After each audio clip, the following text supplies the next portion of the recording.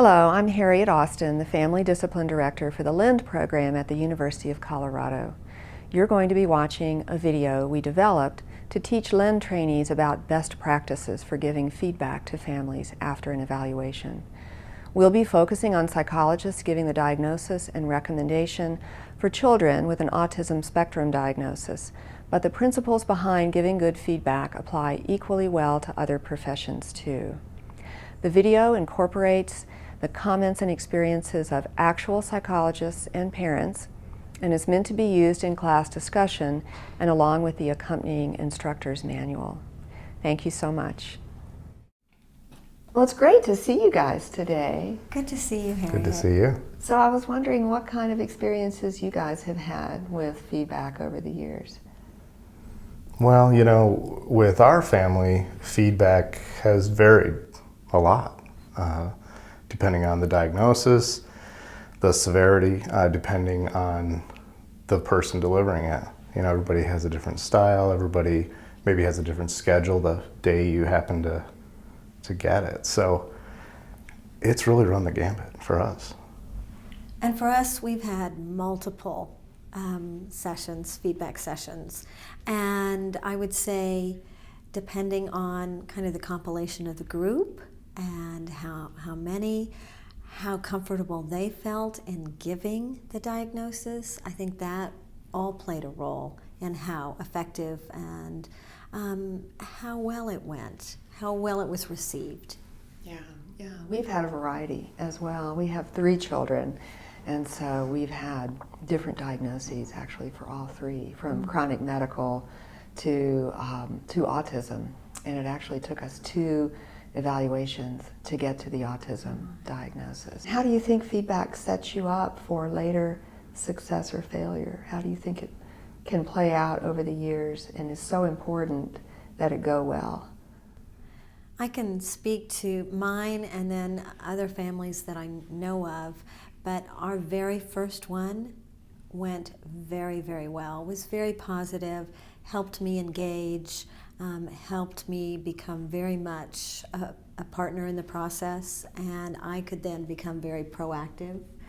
I know for other families, they haven't always had that experience, and it's been very difficult to get on board and become a really strong advocate because it went in a negative direction. So, yeah, and I know we've had that experience. I mentioned that my son had 2 evaluations for autism, and the first was when he was 5, and we did not get the diagnosis, but I actually suggested it and went in with a whole series of, these are the symptoms, we're seeing repetitive behaviors, we're seeing meltdowns, we're seeing rigidity around routines, we're seeing pronoun reversal, he's not interacting with other kids at preschool, he doesn't know how to interact with them, he'll stand on the side of the playground and just watch and not know how to engage. And so I felt some really valid concerns and reasons why I brought up a potential autism diagnosis, only to be told, no, you know, that's really not the diagnosis. And so, as I mentioned, it was 5 years later before, you know, we felt that we had done our job as parents to go in and seek out an evaluation, to bring these questions up, and then this was not a person with a lot of expertise in autism, but it was a neuropsychologist, and so we were delayed by 5 years before we finally did. It made it it gets back to the importance of feedback because it made it very difficult to explain my child in school, and we had a number of failures as a result. And it made, I think our parenting might have been different if we had really understood where some of these behaviors were coming from. I've only been observing feedback for a few months now, pretty much since I started the LEND program, and I'm just really impressed by how differently they can play out and how the feedback session goes really can be a big turning point for the families. So what do you think is the ideal outcome for a feedback? I think that most parents have a general sense of their child's strengths and weaknesses anyway, and so what I'm hoping to accomplish in the feedback session is to sort of translate their child's strengths and weaknesses into a diagnosis that makes sense to them and to the people who will be doing the intervention. Mm-hmm. I would agree with that. I mean, I think feedback is a really important part of the evaluation process. And the way I think of it, it's almost like the capstone to what we've been working with families on throughout an evaluation, however long that takes.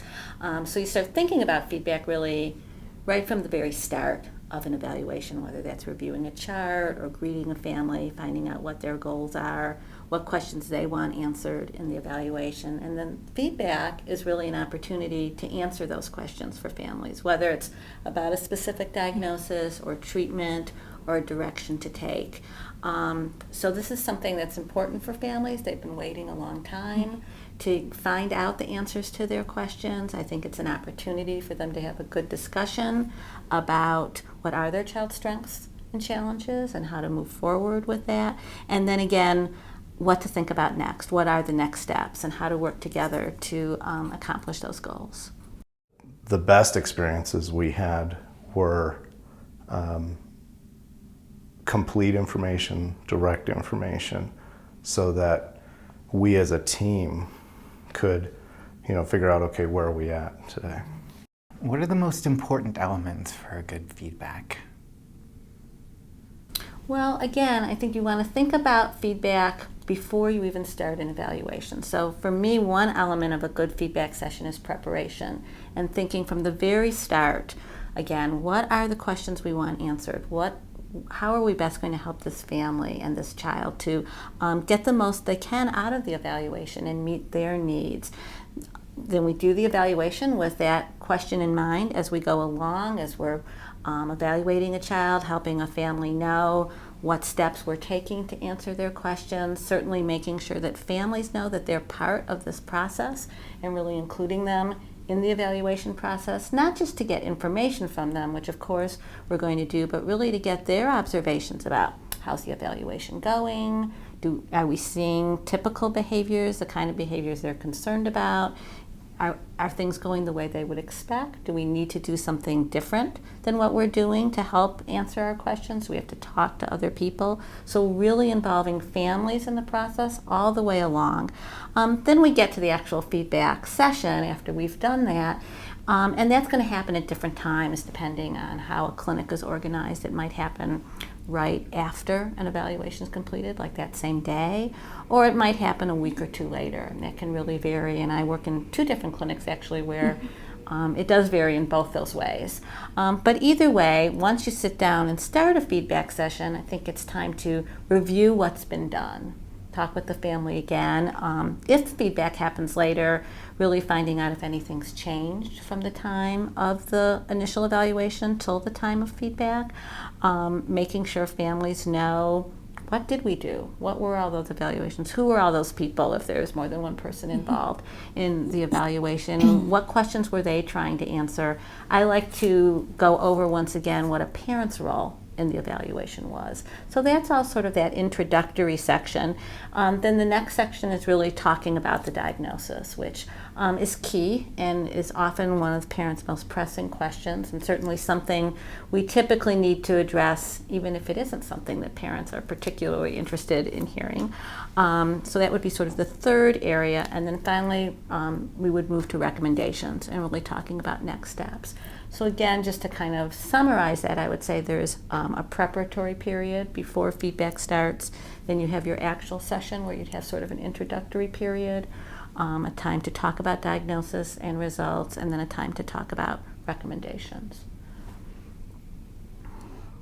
I think those are 2 really important points, that the feedback sort of happens throughout the evaluation and from beginning, before you meet the child and the family. You're thinking about how it's going to turn out and how you're going to convey that in the most helpful way.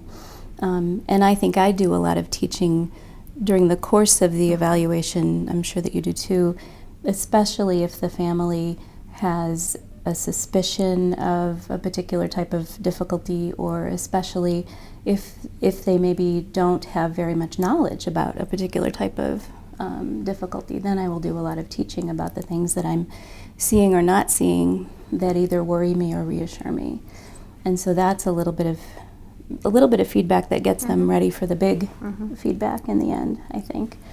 And then I think the other thing that you mentioned that was really important was the parents as important contributors and participants in the team that does the evaluation.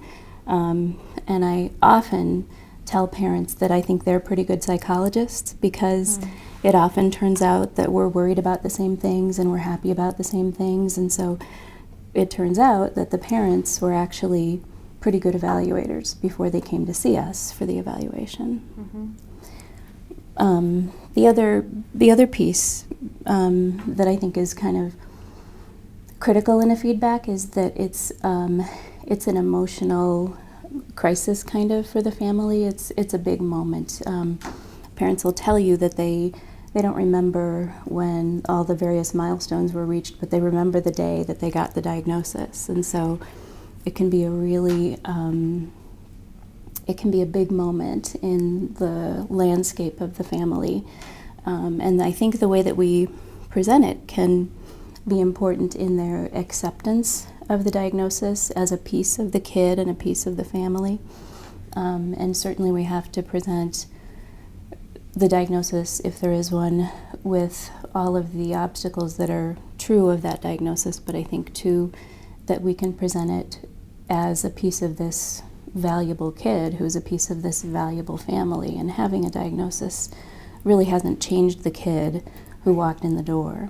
And I think that that is helpful to families in their processing of receiving what could be a pretty difficult diagnosis. I think those are great points. I'd like to actually pick up on a couple of things you said around that.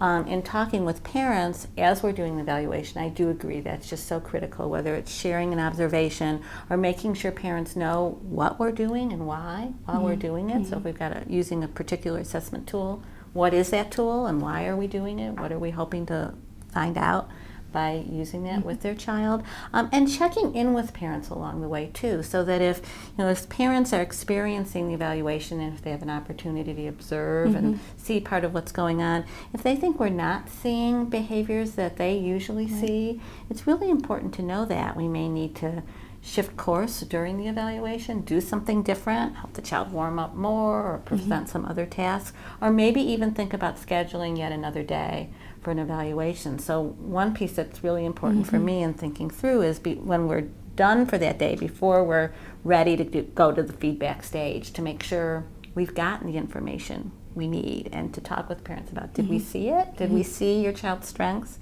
Did we see the behaviors you're concerned about?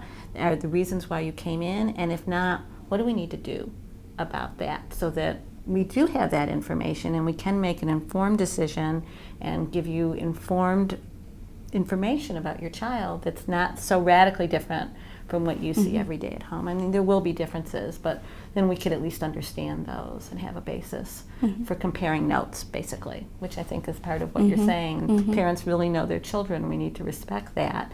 We need to take their information and their observations and incorporate it into our evaluation process. The clinical information is one piece of the equation. A clinician understands the clinical aspect and maybe the details of a particular diagnosis, whatever it may be, but no one knows the child like the parents, and the clinician can't have that level of understanding. So the clinical diagnosis is one part of the information needed to move forward. The very first time we had an evaluation and the feedback session, I was asked at every point, what are your thoughts about this? How do you see your daughter in these settings? How does she react with you? And so at every point I was included and partnered with. And certainly they would ask, this was an observation we saw. What do you think? Is this kind of congruent with what you've been seeing? So it was very much the point of being an active member of the team. But, there's certainly other experiences that haven't been that way, and you felt very much the outsider, and when you would interject, they might look at you with skepticism and say, "Are you sure your child is really doing that?" Or, that kind of questioning your own awareness.